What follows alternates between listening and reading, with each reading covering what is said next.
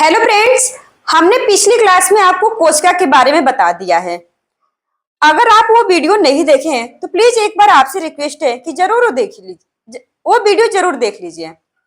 इस वीडियो में हम देखेंगे कि कोशिका के अंदर कौन कौन से सेल ऑर्गेनल्स होते हैं, यानी कि कोशिका के अंदर कौन कौन से कोशिकांग पाए जाते हैं उनके बारे में देखेंगे। तो आपसे एक रिक्वेस्ट है कि आप हमारे पिछली वीडियो जाकर एक बार जरूर देख लीजिए। इसमें और हमने पिछली क्लास में आपको सेल वॉल, सेल मेम्ब्रेन के बारे में बता दिया है। इस वीडियो में हम सेल माइटोकांड्रिया से इस वीडियो में हम माइटोकांड्रिया से स्टार्ट करेंगे। हमारा जो सब सेल पहला सेल ऑर्गेनल्स है वो है माइटोकांड्रिया। माइटोकांड्रिया को सबसे पहले अल्टमैन नामक वैज्ञानिक ने खोज किए थे। अब हम जानेंगे कि माइटोकांड्रिया क्या है। माइटोकांड्रिया का आप यहाँ पे डायग्राम देख सकते हैं। ये माइटोकांड्रिया है। माइटोकांड्रिया में क्या होता है कि जब हम सांस लेते हैं तो उस ऑक्सीजन को हीमोग्लोबिन उस ऑक्सीजन को कोशिका को ले जाकर दे देता है और कोशिका माइटोकांड्रिया को देता है। और उसमें इस माइटोकांड्रिया में एक साइकिल चलता है, यानी कि एक रिएक्शन होता है। इस माइटोकांड्रिया में ऑक्सीजन एक रिएक्शन करता है जिसे क्रेब्स चक्र बोला जाता है। यानी कि क्रेब्स चक्र इसलिए बोला जाता है क्योंकि क्रेब्स नामक वैज्ञानिक ने इस चक्र को दिए थे, उनके नाम पे ही क्रेब्स चक्र। तो उस क्रेब्स चक्र के दौरान 38 एटीपी का निर्माण होता है और उस 38 एटीपी से एक ग्लूकोज बनता है और उस ग्लूकोज से सेल को एनर्जी मिलता है, यानी कि ऊर्जा मिलता है। तो इसलिए कहा जा सकता है कि ये माइटोकांड्रिया को power house of the cell कहा जाता है, क्योंकि माइटोकांड्रिया से ही सेल को एनर्जी मिलता है, इसीलिए इसे power house of the cell कहा जाता है। और माइटोकांड्रिया के जो दीवार होते हैं उन्हें क्रिस्टी कहा जाता है। तो अगर कहा जाए कि माइटोकांड्रिया में कौन सा रिएक्शन होता है, कौन सा रिएक्शन होता है, तो वो क्रेब्स चक्र होता है। अब हमारा दूसरा सेल ऑर्गेनल्स है गोल्गी बॉडी। यानी कि गोल्गी बॉडी इसलिए नाम है क्योंकि इसको सबसे पहले इसकी जो खोजकर्ता है कैमिलो गोल्जी हैं। इनके नाम पे ही गोल्गी बॉडी कहा जाता है। गोल्जी बॉडी का खोजकर्ता जो है कैमिलो गोल्जी हैं। इनके नाम पे ही गोल्जी बॉडी रखा गया है। ये क्या करता है, परिवहन का काम करता है, यानी कि प्रोटीन को मॉडिफाई करता है और प्रोटीन को सभी ऑर्गेनल्स के पास ले जाने का काम करता है। क्यों? इसीलिए इसे सेल का पोस्ट ऑफिस कहा जाता है। इसीलिए आप यहाँ देख सकते हैं गोल्गी ऑपरेटर का स्ट्रक्चर। इस गोल्जी बॉडी को गोल्गी ऑपरेटर भी कहा जाता है। गोल्जी बॉडी को गोल्जी ऑपरेटर भी कहा जाता है। तो ये क्या करता है, प्रोटीन को पहुंचाने का काम करता है, इसीलिए सेल का पोस्ट ऑफिस कहा, इसीलिए गोल्जी ऑपरेटर को post office of the cell कहा जाता है। अब अगला सेल ऑर्गेनल्स है वैक्यूल। वैक्यूल मतलब ये अगर कहा जाए तो हमारे बॉडी में 65% जल पाया जाता है और उस जल को स्टोर करने का काम वैक्यूल करता है। लेकिन आप यहाँ पे देख सकते हैं वैक्यूल का स्ट्रक्चर। यहाँ पे वैक्यूल का स्ट्रक्चर है। वैक्यूल क्या करता है, पानी को स्टोर करने का काम करता है, तो इसीलिए वैक्यूल को स्टोर रूम कहा जाता है, सेल का स्टोर रूम कहा जाता है, क्योंकि ये पानी को स्टोर करने का काम करता है। ये जो वैक्यूल है एनिमल सेल के अंदर छोटा होता है और प्लांट सेल के अंदर बड़ा होता है, क्योंकि पौधों को ज्यादा ही पानी स्टोर करना होता है।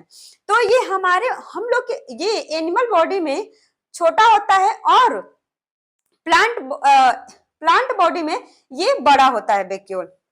अगला सेल ऑर्गेनल्स है सेंट्रोसोम। सेंट्रोसोम को बोबरे नामक वैज्ञानिक ने खोज किए थे। इसमें क्या होता है, सेंट्रोसोम का मतलब होता है, सेंट्रोसोम का काम होता है सेल डिवीजन करना, यानी कि पुनर्निर्माण करना।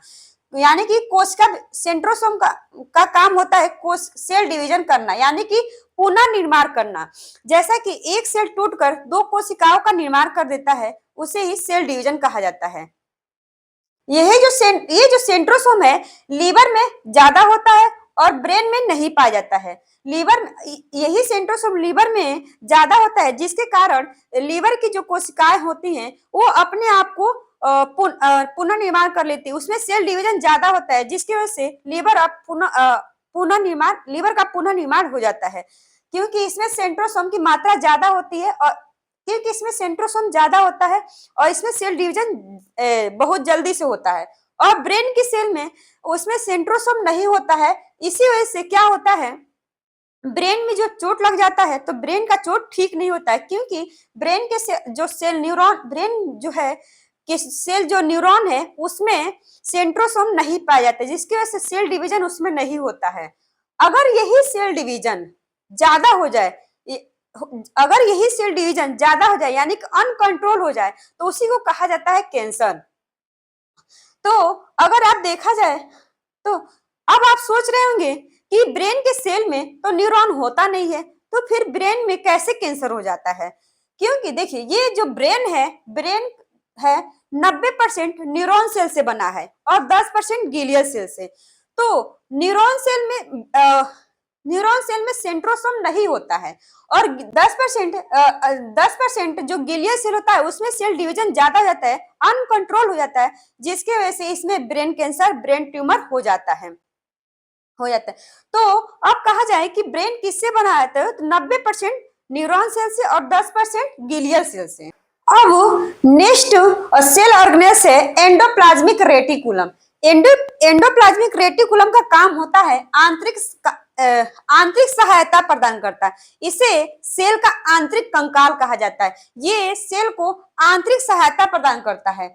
एंडोप्लाज्मिक रेटिकुलम दो तरह का होता है, स्मूथ एंडोप्लाज्मिक रेटिकुलम और एक होता है रफ एंडोप्लाज्मिक रेटिकुलम।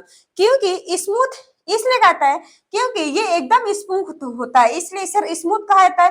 और रफ इसलिए कहा जाता है क्योंकि इस पे आप देख सकते हैं यहाँ पे थोड़ा खुरदुरा है, क्योंकि इस पे राइबोसोम होता है, इसीलिए इसे रफ एंडोप्लाज्मिक रेटिकुलम कहा जाता है। ये जो स्मूथ एंडोप्लाज्मिक रेटिकुलम है ये वसा का निर्माण करता है और ये जो रफ एंडोप्लाज्मिक रेटिकुलम है ये प्रोटीन का निर्माण करता है। कहा जाए तो ये कहा जाता है कि रफ एंडोप्लाज्मिक रेटिकुलम प्रोटीन का निर्माण करता है, लेकिन इस पे जो राइबोसोम है वो प्रोटीन का निर्माण करता है ना। इस पे जो राइबोसोम है वो प्रोटीन का निर्माण करता है, इसीलिए कहा जाता है रफ एंडोप्लाज्मिक रेटिकुलम प्रोटीन का निर्माण करता है। अब आप समझ गए होंगे कि माइटोकांड्रिया को power house of the cell कहा जाता है और गोल्जी ऑपरेटर को कहा जाता है post office of the cell. और सेंट्रोसोम का काम होता है सेल डिवीजन करना। और पांचवा एंडोप्लाज्मिक रेटिकुलम जो क्या करता है, ये दो तरह का होता है, ये वसा और प्रोटीन का निर्माण करता है। अब आप यहाँ पे देख सकते हैं ये रफ एंडोप्लाज्मिक रेटिकुलम है और ये स्मूथ एंडोप्लाज्मिक रेटिकुलम है। अब आप यहाँ पे देखिए ये राइबोसोम के बारे में देखते हैं। राइबोसोम का खोज सबसे पहले पैलाडी नामक वैज्ञानिक ने किए थे। ये क्या हमने पहले ही बता दिया कि ये राइबोसोम का काम होता है प्रोटीन निर्माण करना, ये प्रोटीन का निर्माण करता है, इसीलिए प्रोटीन की फैक्ट्री भी कहा जाता है राइबोसोम को। और राइबोसोम का दो पार्ट होते हैं अकॉर्डिंग टू सेडिमेंटेशन कोफिशिएंट्स के अनुसार। इनके दो पार्ट होते हैं, एक होता है 70S और एक होता है 80S। 78S को छोटा कहा जाता है और 80S को बड़ा कहा जाता है। 70S को प्रोकैरियोटिक कहा जाता है और 80S को यूकैरियोटिक कहा जाता है। प्रोकैरियोटिक और यूकैरियोटिक के बारे में हम नेक्स्ट वीडियो में देखेंगे। प्रोकैरियोटिक और यूकैरियोटिक के बारे में हम नेक्स्ट वीडियो में देखेंगे। तो इसके बाद से ये तो प्रोकैरियोटिक का मतलब ये होता है कि जो आप अपने आंखों से नहीं देख सकते हैं उन्हें प्रोकैरियोटिक कहा जाता है, और जिन्हें आप अपने आंखों से देख सकते हैं उन्हें यूकैरियोटिक कहा जाता है। इतना बस आप समझ लीजिए कि जो हम अपने आंखों से देख सकते हैं उसे यूकैरियोटिक सेल कहा जाता है और जिन्हें नहीं देख सकते हैं उन्हें प्रोकैरियोटिक सेल कहा जाता है। हम नेक्स्ट वीडियो में इसको डिटेल से देखेंगे। अब नेक्स्ट सेल ऑर्गेनेल है न्यूक्लियस। न्यूक्लियस का सबसे पहले खोजकर्ता जो है रॉबर्ट ब्राउन है। आप रॉबर्ट ब्राउन है, यहाँ पे ये न्यूक्लियस का स्ट्रक्चर है। तो न्यूक्लियस के जो खोजकर्ता है रॉबर्ट ब्राउन है। न्यूक्लियस को ब्रेन ऑफ द सेल कहा जाता है और इसे कंट्रोलर भी कहा जाता है, क्योंकि ये सारे सेल ऑर्गेनेल्स को कंट्रोल करने का काम न्यूक्लियस करता है। और न्यूक्लियस में क्रोमोसोम होता है और क्रोमोसोम के अंदर डीएनए आरएनए जीन पाया जाता है। और इस न्यूक्लियस के अंदर 80% प्रोटीन पाया जाता है और 10% डीएनए पाया जाता है और 10% के में अन्य तत्व होते हैं। अब से नेक्स्ट सेल ऑर्गेनेल्स है लाइसोसोम। लाइसोसोम को सबसे पहले डी डुबे नामक वैज्ञानिक ने खोज किए थे। इसे हाइड्रोलाइटिक एंजाइम कहा जाता है। ये क्या करता है, कोशिका के अंदर लाइसोसोम का काम होता है कोशिका के अंदर सफाई करने का काम करता है, इसीलिए इसे सुसाइडल बैग भी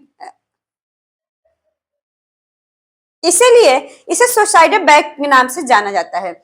इसीलिए लाइसोसोम को सेल का सुसाइडल बैग कहा जाता है, क्योंकि ये कोशिका के अंदर सफाई करने का काम करता है। ये लाइसोसोम आरबीसी में नहीं पाया जाता है।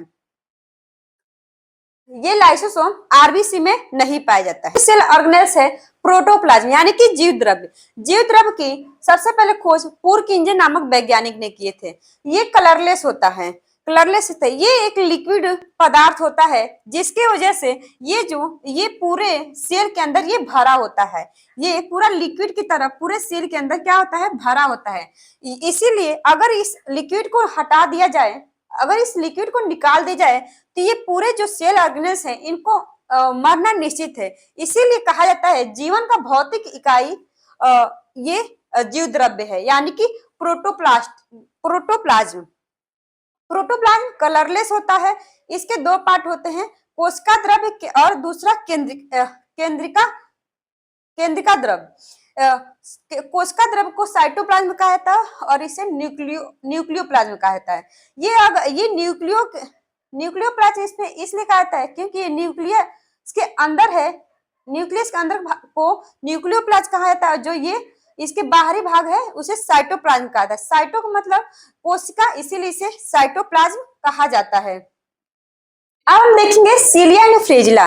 सबसे पहले ये आप जान लीजिए कि सीलिया एंड फ्रेजिला ये प्लांट सेल में नहीं पाया जाता है। ये एक हेयर लाइक स्ट्रक्चर, सेल के ऊपर हेयर लाइक स्ट्रक्चर पाया जाता है और ये इस हेयर का काम होता है मूवमेंट करना और फीडिंग। अगर इस सेल के पास अगर कोई पदार्थ अगर आ जाए, अगर कोई न्यूट्रिशन इसको मिल जाए तो इसे उससे क्या करता है, इसे सीलिया के थ्रू, इसे फ्लेजिला के थ्रू चूसने का काम यानी कि अवशोषण करने का काम इसी फ्लेजिला के थ्रू ये करता है। इसीलिए कहा जाता है कि ये जो सीलिया है मूवमेंट और फीडिंग का काम करता है और ये आउटर पार्ट पे पाया जाता है। ये हेयर लाइक स्ट्रक्चर होता है और ये प्लांट सेल में नहीं पाया जाता है। नेक्स्ट सेल ऑर्गेनेल्स है लवक यानी कि प्लास्टिड। ये प्लास्टिड सिर्फ प्लांट में पाया जाता है, ये एनिमल में नहीं पाया जाता है। सबसे बड़ा अगर कहा जाए सेल ऑर्गेनेल्स प्लांट क्या, तो ये प्लास्टिड होता है और एनिमल का सेल ऑर्गेनेल्स न्यूक्लियस होता है सबसे बड़ा, और प्लांट का प्लास्टिड होता है। ये प्लास्टिड 3 प्रकार के होते हैं, एक होता है क्लोरोप्लास्ट, दूसरा ल्यूकोप्लास्ट और तीसरा क्रोमोप्लास्ट। क्लोरोप्लास्ट में होता है क्लोरोफिल। ये क्लोरोप्लास्ट पत्ती तना में पाया जाता है और ये क्या करता है, भोजन का निर्माण करता है। ये क्लोरोप्लास्ट पत्ती में होता है और पत्ती में उपस्थित क्लोरोफिल क्या करता है, भोजन का निर्माण करता है। ये क्लोरोप्लास्ट को हम किसी नेक्स्ट चैप्टर में पढ़ेंगे, इसमें नहीं, इस क्लोरोप्लास्ट को डिटेल में नेक्स्ट चैप्टर में पढ़ेंगे। अभी के लिए कि ये क्लोरोप्लास्ट का काम होता है भोजन का निर्माण करना। इसमें उपस्थित जो क्लोरोफिल होता है वो क्या करता है, इसमें भोजन का निर्माण करता है। और दूसरा है ल्यूकोप्लास्ट यानी कि ये जड़ मूल में पाया जाता है, क्योंकि ये जो क्लोरोप्लास्ट जो भोजन बनाता है उसको संग्रह करने का यानी कि भोजन संग्रह करने का काम कौन करता है, ल्यूकोप्लास्ट करता है। तीसरा है क्रोमोप्लास्ट, ना ही ये भोजन बनाता है और ना ही ये संग्रह करने का काम करता है। ये क्या करता है, जो भोजन बना है उस भोजन को रंग देने का काम करता है। तो ये भोजन को रंग प्रदान करता है। तो पहला है क्लोरोप्लास्ट का काम हो गया भोजन का निर्माण करना, और ग्लूकोप्लास्ट का काम हो गया भोजन को संग्रह करना, और तीसरा है जो क्रोमोप्लास्ट, ये क्या करता है कि बनाए गए भोजन को ये रंग प्रदान करता है। जैसा आप लोग सुने होंगे एग्जाम। अब हम देखेंगे क्रोमोसोम के बारे में, यानी कि क्रोमोसोम ये कहाँ पाया जाता है, तो सेल के केंद्रक में, ये जो केंद्रक है इस केंद्रक के अंदर ये पाया जाता है। ये जो क्रोमोसोम है सेल के अंदर केंद्रक में ये उपस्थित होता है, और ये उपस्थित होता है केंद्रक में उपस्थित होता है। इसकी जो ये क्रोमोसोम की संख्या 46 होती है, और ये 23 जोड़ा में पाया जाता है। क्रोमोसोम की संख्या 46 होती है मानव में, और 23 जोड़ा में पाया जाता है। इसी क्रोमोसोम की वजह से पूरा बॉडी का निर्माण होता है। और फीमेल में भी ये XX मिलकर 2, और ये 44 प्लस 2 46, तो फीमेल में भी इसकी संख्या होती है 46 ही होती है। अब आई होप आप समझ चुके होंगे कि माइटोकॉन्ड्रिया को power house of the cell कहा जाता है, और वैक्यूल का काम होता है पानी स्टोर करना। पानी स्टोर करने का काम, इसे सेल का स्टोर रूम कहा जाता है। और राइबोसोम जो है प्रोटीन का निर्माण करता है। और ये जो एंडोप्लाज्मिक रेटिकुलम है ये दो तरह का है, स्मूथ एंडोप्लाज्मिक रेटिकुलम और रफ एंडोप्लाज्मिक रेटिकुलम। ये और लाइसोसोम को आत्महत्या की थैली कहा जाता है, और न्यूक्लियस को कंट्रोलर कहा जाता है, क्योंकि ये न्यूक्लियस ही सारे सेल को कंट्रोल करने का काम करता है। और सेंट्रोसोम सेल डिवीजन का काम करता है, ये यानी कि कोशिका विभाजन का काम सेंट्रोसोम करता है। तो आई होप आपको ये वीडियो पसंद आया हो, तो प्लीज हमारे चैनल को सब्सक्राइब करें, लाइक करें, और हैं अगले वीडियो में, जिसमें हम देखेंगे कि प्रोकैरियोटिक सेल क्या है, यूकैरियोटिक सेल क्या है, और एनिमल सेल और प्लांट सेल में क्या अंतर पाया जाता है। तो हमारे चैनल को सब्सक्राइब करिए। मिलते हैं नेक्स्ट वीडियो में, तब तक के लिए धन्यवाद।